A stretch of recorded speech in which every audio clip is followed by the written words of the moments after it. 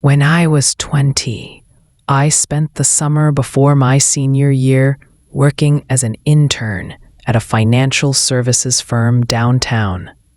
It wasn't glamorous, mostly spreadsheets, data entry, and staring at a computer for hours. But the pay was decent, and it looked good on a resume. There were 8 interns total, all crammed together in a tight row of low cubicles. Most of them were chill, normal college kids just trying to make some money. But then there was Alex. When I first met him, he seemed normal enough.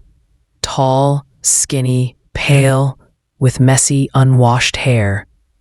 A little awkward, sure, but nothing alarming. But after a few days, he started doing this thing where he'd pop up over my cubicle wall, slowly, like a horror movie jump scare. The walls were low, so only his head would rise into view. And then he'd just stare at me with this frozen smile. Then he'd speak in this deliberately creepy, slow voice.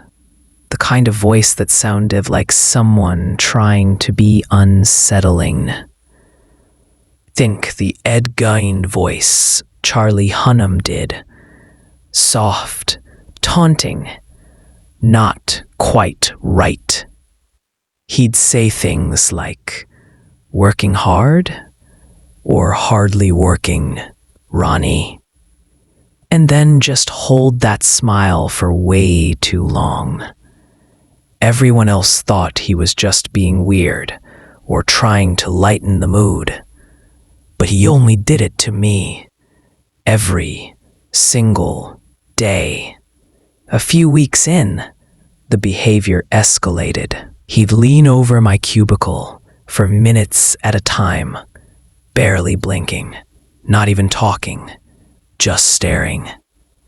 I'd fake a laugh, tell him I had a report to finish, but he rarely left right away. And then came the phone call. One night, around 8 p.m., my phone rang from a number I didn't recognize. I picked up, thinking it was a delivery confirmation. Silence. Then suddenly, Alex's voice. That same creepy, slow tone, but louder, almost yelled. "The tide's coming in. Pull your boat out of the water." And then he burst out laughing. This loud, unhinged laugh, and hung up. I froze. I never gave him my number. Ever. When I checked the number, it was a landline. And when I tried texting it, the message wouldn't deliver. The next Monday, I went to my supervisor to ask if interns had access to employee numbers. He looked confused and said absolutely not. And then he told me something that made my stomach drop. They'd fired Alex the previous Friday. He hadn't done any work, ignored every warning, and just stopped showing up. I told my supervisor about the phone call. Other interns overheard and admitted Alex had made them uncomfortable too. But since he was fired, everyone figured that was the end of it. For a week, I tried to move on. Then, early Friday morning, around 5 a.m., I woke up because I thought I heard something outside. Half asleep, I walked to the window. And there he was, standing in my backyard, perfectly still, looking straight up at my window. The thin frame, the messy hair, the blank stare. I knew instantly. It was Alex. I just froze. My brain couldn't process what I was seeing. Then he tilted his head, and in that same creepy sing-song voice he used at work, he said my name. Drew it out like he was savoring it. I grabbed my phone and yelled that I was calling the police. I held the phone up to show him. He didn't run. He didn't even flinch. He just lifted his head back and started laughing. That same insane laughter from the phone call, echoing through my backyard, before he calmly turned and walked into the tree line behind my house. By the time police arrived, he was long gone. And because he hadn't broken in or threatened me directly, there wasn't much they could do. He never came back.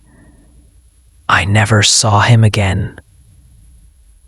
But for weeks, I slept with the lights on, waking up convinced I heard footsteps outside. I finished my internship, got a full-time offer, and quietly turned it down. I wasn't going back there. It's been years. I've moved, changed jobs, changed cities. I barely think about that summer. But sometimes, when I'm lying in bed at night, I still hear that laugh, that horrible laugh echoing in the dark. And I still wonder how he found my number, how he found my address, and what he would have done if I hadn't woken up that morning. People always say coworkers can be awkward or quirky, but sometimes it's not just awkwardness.